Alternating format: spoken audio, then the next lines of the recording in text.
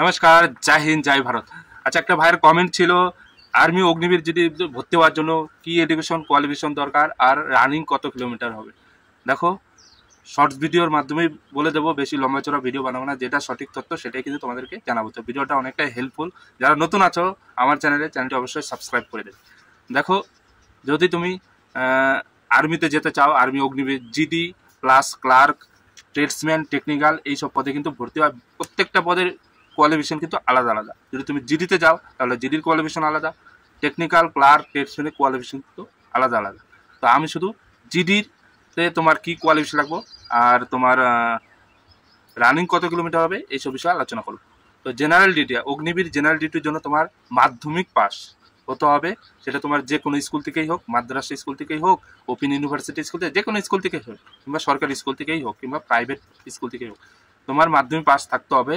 Plus SSC জিডিতে কি হয়, যে মাধ্যমিক পাস হলেই হলো, কোনো পার্সেন্টেজের প্রয়োজন হয় না। কিন্তু অগ্নিবীরে কিন্তু তোমার আর্মি অগ্নিবীরে কিন্তু পার্সেন্টেজ লাগবে।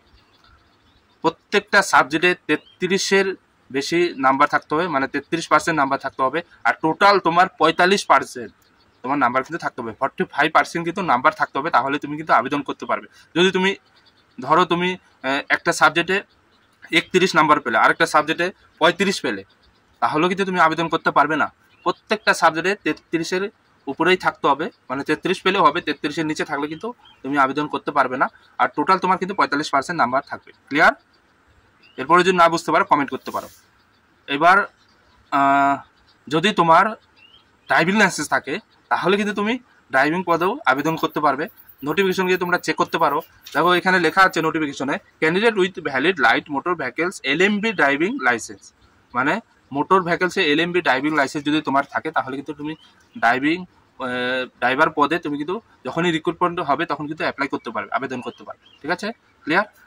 এবার আলোচনা করব রানিং কতটা প্রয়োজন। এসএসসি জিডিতে সবাই জানো 5 কিলোমিটার রানিং 24 মিনিটে কমপ্লিট করতে হবে। এখানে কিন্তু 5 কিলোমিটার রানিং হবে না। আর্মি অগ্নিবীর জিডিতে এই বছর 2025-এ এই বছর কিন্তু রানিং একটু চেঞ্জ আছে। মানে কি চেঞ্জ এটাই যে অনেকে 5 মিনিট 30 সেকেন্ডে রানিং কমপ্লিট করতে পারে না, তাই এই জন্য টাইমিংটা একটু বাড়িয়ে দিয়েছে। সাথে সাথে তোমার যত টাইমিং বাড়বে তোমার যে একটা নাম্বার, রানিংয়ে যে একটা নাম্বার, সেই নাম্বার কিন্তু কমতে থাকবে। তো নেক্সট ভিডিওতে আমি তোমাদেরকে ভিডিওর মাধ্যমে বলে দেবো যে কত টাইমিং রানিং করলে কত নাম্বার তুমি পাবে, সেটা নেক্সট ভিডিওতে আমি বলে দেবো। ঠিক আছে? তো এখন তুমি এইটুকু জেনে রাখো, তোমার কত কিলোমিটার রানিং হবে। 1.6 কিলোমিটার রানিং 5 মিনিট 30 সেকেন্ডে কিন্তু কমপ্লিট করতে হবে। মানে 1600 মিটার রানিং তোমার 5 মিনিট 30 সেকেন্ডে কমপ্লিট করতে হবে। 5 মিনিট 30 সেকেন্ডে যদি নিচে আসো তাহলে কিন্তু হবে না। ঠিক আছে? প্লাস তোমাকে বিম মারতে হবে। বিম কমসে কম 10টা কিন্তু তোমাকে মারতে হবে। প্লাস এরপরে এগুলো হয়ে যাওয়ার পর যদি তুমি সিলেক্টেড হও, এগুলো নেক্সট তোমার জিগজাগ হবে, তারপর 9 ফিট ডিপ জাম্প হবে, মানে 9 ফুট গাড্ডা তোমাকে জাম্প করে যেতে হবে। তো এইগুলো কিন্তু তোমাদের টেস্টের সময় হবে। তো আশা করবো তোমরা বুঝতে পারলে। যদি এরপরে নাও বুঝতে পারো তাহলে কমেন্ট করতে পারো। আর নেক্সট ভিডিও কিন্তু তোমাদেরকে আমি জানিয়ে দেবো যে রানিং এর ব্যাপারটা। রানিং এই বছর চেঞ্জ আছে। তো যারা একটু রানিং এ কমজোর আছো তাদের জন্য কিন্তু আর্মি অগ্নিবীর যে যেটি রানিং করেছে সেটা সব থেকে বেস্ট হবে। যারা রানিং এ 5 মিনিট 30 সেকেন্ডে কমপ্লিট করতে পারো না তাদের জন্য কিন্তু বেস্ট হবে এই বছর। বোঝাতে পারলাম? তো ভিডিও যদি ভালো লাগে ভিডিওটা লাইক করবে, শেয়ার করবে, আর চ্যানেলে যারা নতুন আছে অবশ্যই সাবস্ক্রাইব করবে। আর নেক্সট ভিডিও তোমাদের কি কি প্রয়োজন আমার চ্যানেলে যারা ভিডিওগুলো দেখছো কমেন্ট করবে। ঠিক আছে? কমেন্ট করবে যে তোমাদের কি কি ভিডিও প্রয়োজন, ডিফেন্স সম্বন্ধে যে কোনো বিষয়ে কমেন্ট করতে পারো। যখনই আমি সময় পাই তখন কিন্তু আমরা তোমাদের ভিডিওগুলো দিই।